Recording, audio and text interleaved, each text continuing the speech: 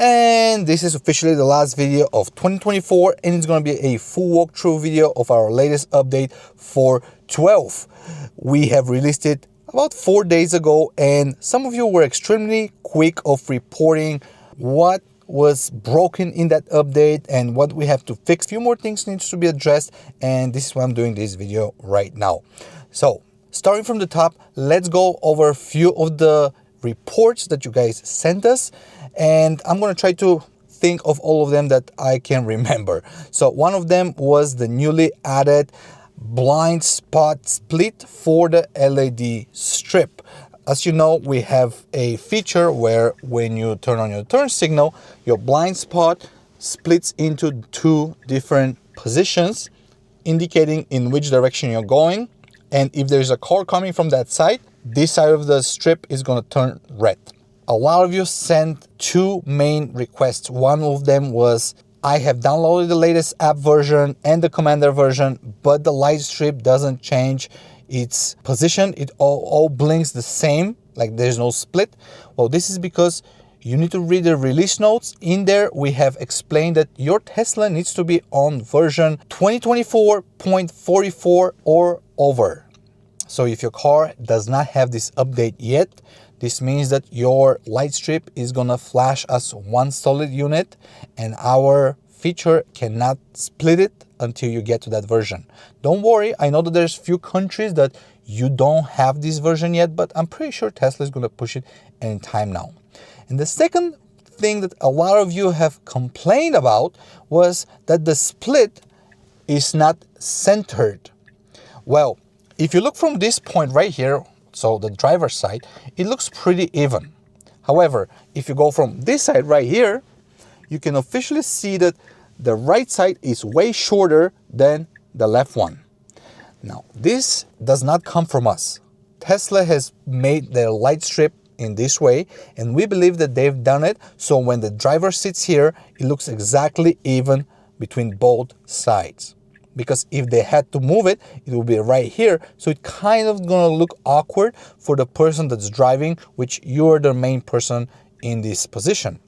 However, I totally understand that when you sit in the back or in the side, on the right side, you see that the split is not that great looking.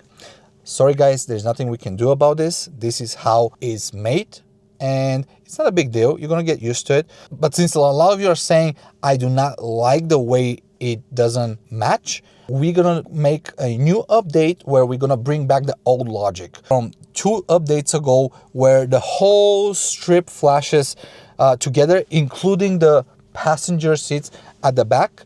We've made this split so only you as a driver are aware what's going on. We believe that the passengers at the back are, you don't have to bother them with what's happening on the road.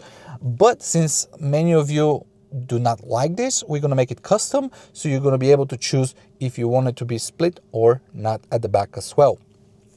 And another thing I want to talk about the light strip is the newly added feature by us, which is the brightness control of it, which is right here. So let me demonstrate you how this works. So if you go inside the Tesla settings and you lower the brightness of the LED strip, so right now I'm increasing it and decreasing it, I can set it through the buttons or the app or the knob to go on 100% of brightness or any other knob I choose from the app. So when I press on it, there you go, the brightness level went on 100. However, inside your Tesla, it still says that it's on the minimum. And when you start driving, let's say right now it's a cloudy day, but if I go through a tunnel where it's even darker than here, the car is going to override this brightness level that I have set through my buttons, and it's going to drop down in a lower state. Now, we know about this issue.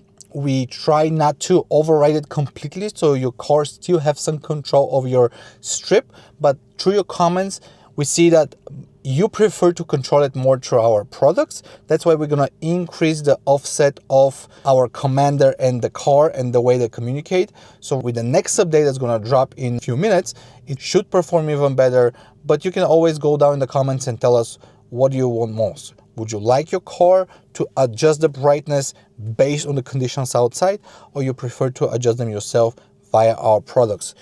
Your opinion is going to be the deciding factor how we're going to do this feature. Since I'm sitting right now in the Highland, I can show you that we've added the rear camera control option for the knob, for the buttons, and the app, obviously. So right now when I press the button here, the rear view cameras are on, and obviously I can toggle them off. Many of you are gonna say you don't see the point of it. Trust me, if you drive a Highland, you're gonna understand. If holding your hands just like this, there's no physical way I'm gonna touch the button on the steering wheel, so I have to always reach over, which is a little bit annoying. So I believe with our button, a lot of you are gonna feel much more comfortable. If you use this feature a lot, you can place a button right here behind the steering wheel and just toggle it every single time. Now, in the last few minutes of the release date of this update, we were able to make it work on the Model S and X. So you guys are also going to be able to enjoy this feature. However, if you own a older model, let's say built between 2018 and 2023, unfortunately, we are not still able to control your cameras, but we are working on this, and hopefully one day we're going to be able to make it. Another feature we added, which is actually going to work on every model, is the strobe lights. So basically, when I press this button right here, my high beams are flashing multiple times. Let me show you right here. There you go. It's pretty cool because I can go inside the app and I can choose the amount of flashes, which is great for people who are hugging the left lane all the time. Again, guys, this is going to work for all of you. And I seen down in the comments that you've been asking us, can you add this to the knob as well? Yes. So of course, we're going to add everything to the knob as well. It's hard for a small team as ours to always work on two different products at the same time and reach the same amount of feature in 4 weeks. This is exactly how many weeks we had to make this update. So what else we have? We have a lot of new data.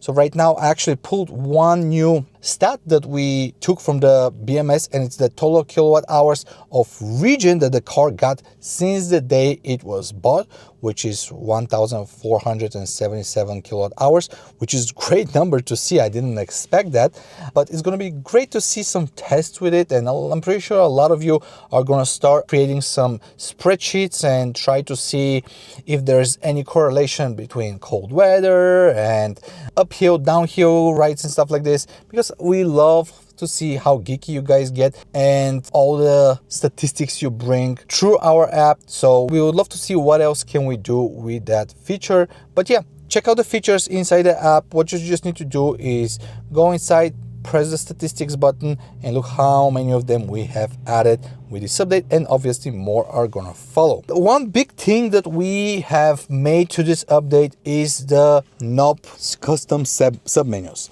So as you've seen, the knob is pretty straightforward.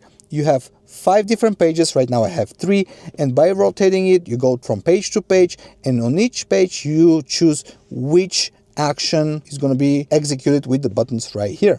But few updates ago, we have introduced submenus, which are a whole new menu of features that you can reach just by pressing one button.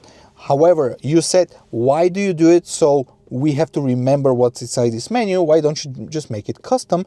And this is what we did. So right now, if you go inside the knob tab, which is right here on the bottom, and let's say I'm on page number 3, I want to make this feature right here to be a submenu. So what I have to do is go into the settings of the features. There's others.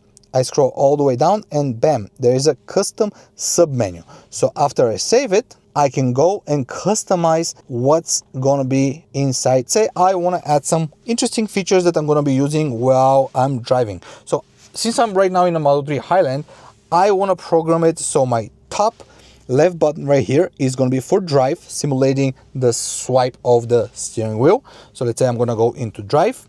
I'm going to scroll down, gear, and look at this. Right now I have a menu where I can select which action is going to be triggered when I push this button. So let's say I'm going to go into drive, and I'm going to save this action right here. And while I'm here, actually, since the knob right now shows that I have a little star for the submenu, but star doesn't mean anything for me, I can choose this icon to be the icon that's going to show for the submenu right here. So what I have to do is go down here and press on this button, use this icon for the submenu.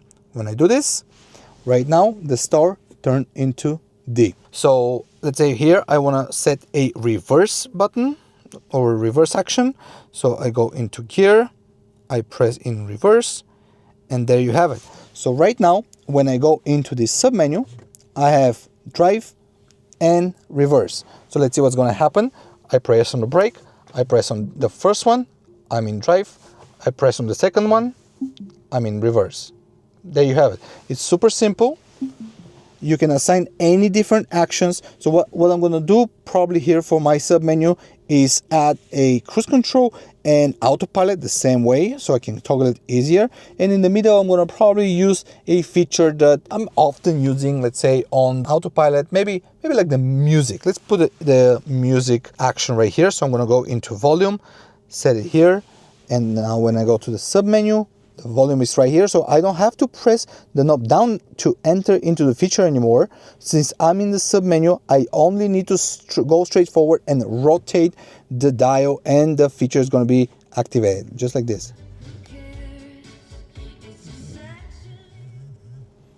It's that simple. So remember, when you are inside the submenu, the dial doesn't act like a button, so you don't have to press it. The dial acts like a dial, so you have to rotate it to activate the feature. That's why I'm going to always recommend to put the middle action to be a feature that has multiple levels, like the temperature, like changing the gears also, or anything you can think of. Again, it's fully customizable, so go and check it out. By the way, some people ask why I cannot make it so the knob never goes back into the home page. So the home menu is going to be this one right here. So when I go inside the submenu, I want to stay inside the submenu, and that's pretty easy, guys. So right now, this is my submenu icon. And right here, I choose what should happen after I enter this feature. So if I want to make it so in 3 seconds it goes back into the home page, I just choose 3. If I choose never, it never goes back. And that's how simple it is. So go check it out. I'm pretty sure a lot of you are going to find this feature extremely useful because it gives you total control of your knob, and that way you don't have to look down that often. Let's go over, by the way, if you want to check all the features available, always make sure that when you go inside and you download a new app, you just look what's new by looking for the blue dots. So right now, let's say when you go into autopilot, there's an autopilot max feature added for the Highland. It's still in beta, but we're going to fix it pretty soon. When you go to seat adjustment, you can see that there's left and right seat profiles, and you're gonna say, but this is not a new feature, it's been added 2 updates ago. You're absolutely right, but with this update we made it so you can take this feature outside of a submenu and use it individually on the knob. Let me show you what I mean. So before, when you go here, this was a whole set of a submenu which you need to enter and choose which profile you want to control with your buttons. But a lot of you were, I do not need all my 4 profiles to be controlled here. I just need 1 profile for, let's say, just for my wife. So what I do is I choose at what position my seat needs to be, and I just store this profile right here, save. And now on the icon on the first page, I'm going to have seat profile number 1. And every time I press it, the seat is going to move forward or backward depending where I have stored it. We have been splitting the controls so you have more features to play around with. But yeah, go inside the app, look for the blue dot, read what new feature they have been added, and always make sure to go over the description of the feature, because sometimes there's some requirements that you need to follow, otherwise the feature is not going to work for you. Now let's go over the commander. There are a couple new things added. One of them is going to be the daytime running lights, the DRLs. This is a feature that the Nordic countries asked last year, and we have made it for them. It had some issues on some models. There was some flickering going on. That's why we removed this feature, because we were getting emails every single day. Why is this flickering? Why is this flickering? The problem is this: we are writing a code that needs to control a certain feature of your car. However, the car sometimes wants always to be in auto, and it doesn't give us the access to that feature to have full control of it. So we're fighting with the auto setting. And the DRLs is one of those features. So that's why the car wants to set it back to auto, but we want to set it to on, and that's why there's some flickering going on. The problem is that this doesn't happen on every model. We cannot track why this happens, but we see that on some cars it doesn't happen at all. On some cars it flickers 1 in 7 minutes, actually some people reported, and on some which have a third-party tail lights, they flicker all the time. So basically what this feature is going to do for you is it's going to automatically turn on your rear parking lights every single time you jump inside your car, and it's just going to give you a little bit extra safety on the road. And I'm pretty sure in some countries this is actually it's illegal to drive without this on. So that's why I believe a lot of people want to use it. Another smart action or automation we've done is the door handle feature for unlocking the charge port. So we had this menu for a long time, but now we have expanded it by adding 2 more controls. Before, you were able to unlock your charge port by pulling your rear door handle for a few seconds, but some of you say, why do I have to open my rear door? Can I just do it with my front one? And this is what we've added to this update. So right now, when I activate this toggle right here, and I pull my door handle for, let's say, 4 seconds and just hold it, it's gonna unlock my charge port. Now, I know a lot of you are gonna say, why is this so useful? It's extremely useful, especially when you charge at home. Every time you have to pull out your phone and press on the unlock button, or go inside the car, go on charging, stop charging. It's annoying. It's just annoying. And this way, when you jump inside your car, you open your door by pulling the door handle. You just keep pulling it for another 2 or 3 seconds, and bam, your charge port is going to get unlocked. You pull out your cable, toss it inside the car, or just leave it on the charger and go do your business. So I believe this is going to be a feature that a lot of you are going to be happy to see. And if you have not tried it, because this is something very dear to us, and we're going to be expanding on this more and more. A few people are asking us, what's the difference between half press and long pull? Well, Tesla vehicles before 2021 had a different sensor for the door handles. So back then, when you had 2 states of the door handle action. When you pull it, the door was sending a signal when the handle was halfly pressed, and when you pull it more, it was sending a second signal. So we were able to capture the first signal and create an action from it. But after 2021, Tesla did some changes, optimizations, and the door handles now only have 1 signal, and this is only when you fully pull it. So that's why on the newer models after 2021, including the Highland, you need to use the long pull. And if your car is before that, you can use a half press. That way you don't have to open your door fully. And the last feature we have added is the rear vent control, which is a useful feature for those that have child seats, because the Tesla doesn't register that anybody sits there. And what you have to do is you have to go here, you have to go here, then you have to go here, then you have to swipe down, and it gets pretty annoying. Now you don't have to worry about this anymore. You can just go right here and enable this feature to be always on. Or if you have passengers at the back that, let's say, hate having the rear vents blowing at them, you can also set it to always off. That way they feel comfortable. Play around with this feature. I just want to point out that this does not reflect on the main screen of your Tesla. So let's say right now I'm going to put it on always on. You cannot hear it, but it's already blowing some air at the back. I can hear from the car. But right now, if I go here, it says that it's on. I am going to turn it off, but the air is still blowing. I can hear it because our action is overriding it. So the car is always going to blow some air in. Same thing on the back screen. You're not going to be able to see the difference. If I set it to always off, right now I hear that the vents are closing and the air stops blowing there. But on the rear screen, the view is going to be showing that there's some airflow still going on. Just ignore it. Always know that wherever it's being activated here, this is what's going to be happening. Yeah, this is pretty much it. I have one more thing to address that some of you reported, and this is for those who have Model S and X. There are two features that are currently not working for them with this update. One of them is the suspension control. I guess we messed up something with this update. 2 updates ago, we've added an option where your car can go up and down just by pressing on the button, but we haven't touched this feature, to be honest. But with our latest update, about 4 or 5 people reported that the feature doesn't work for them. We are on the case.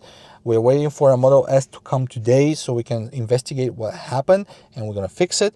And the second thing that somebody reported, but I'm not sure if it's for all of you or it's a unique case, is the switch between chill and sport, or in that case, plate mode. We have an option for the S and X, so you can go straight from chill into plaid mode and vice versa. One person reported that this feature doesn't work since the last update.